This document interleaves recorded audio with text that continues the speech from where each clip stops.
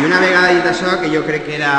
com tots convindreu amb mi, que era de justícia dir-ho, vull fer una xicoteta introducció sobre la figura del nostre convidat i sobre el tema que avui ens ocupa, que no és altre que la corrupció política en la Comunitat Valenciana i la necessitat d'un canvi polític en la mateixa que elimine les actituds antidemocràtiques i totalitàries que tenen aquells que avui ens governen, que governen la nostra terra. Ángel Luna és advocat laboralista, va estudiar en la Universitat Complutense de Madrid, va néixer a Madrid però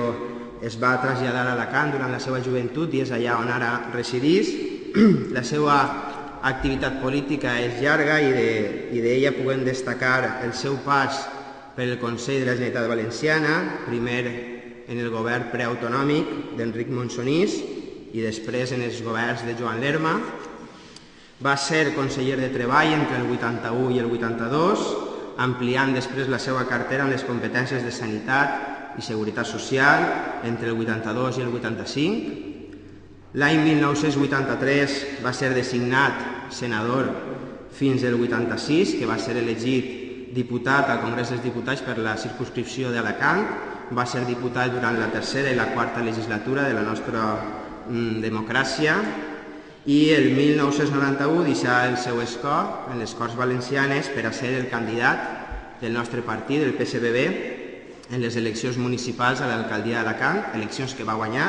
i per tant va ser alcalde d'Alacant durant els anys, entre els anys 1991 i 1995 i després va perdre les eleccions davant de Luis Díaz Alperi.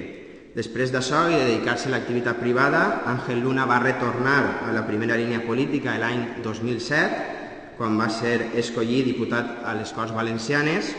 on, com tots sabeu, ha exercit el càrrec de síndic portaveu del grup socialista fins l'actualitat, que és el número 1 de la candidatura dels socialistes a les Corts Valencianes per la província d'Alacant. Jo crec que si una cosa ha caracteritzat el treball d'Ángel Luna durant aquests anys com a portaveu, i evidentment per això està avui ací, ha sigut per la seva denúncia continuada i constant de la implicació de l'actual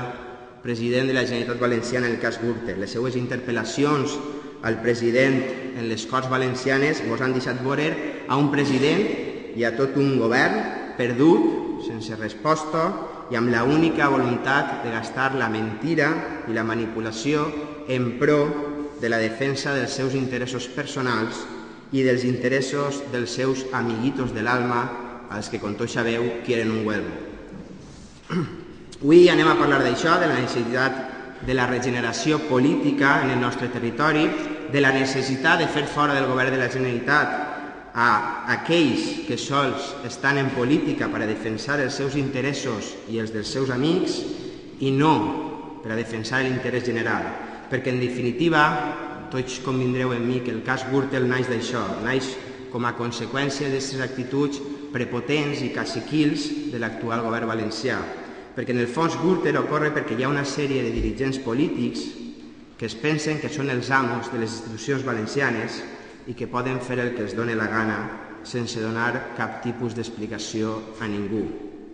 Igual que passa en tantes altres institucions valencianes on el PP governa amb majories absolutes. Per això pense que en aquest moment, amb unes eleccions municipals i autonòmiques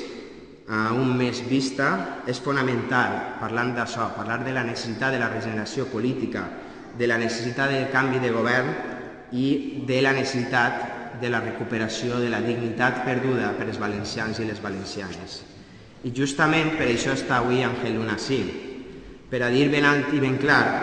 que els valencians mereixem governs que destinen els seus recursos a solucionar els problemes de la ciutadania, a garantir la igualtat d'oportunitats i no governs que malbaraten els diners de tots en obres i contratacions absolutament innecessàries, irregulars i que només es porten a terme per a beneficiar a l'amic o al company de torn. Com sabeu, i nosaltres sempre hem defensat, els diners públics són sagrats i no poden desbalafiar-se a mans plenes com està fent el PP de la nostra comunitat. I com us dia, per això estem ací, per a parlar d'això i sobretot per a escoltar a Ángel Luna. Així que, sense més, jo acabe la meva intervenció, acabe la meva presentació i vos deixo ja amb el nostre convidat, amb Àngel Luna. Moltíssimes gràcies a tots, de veritat.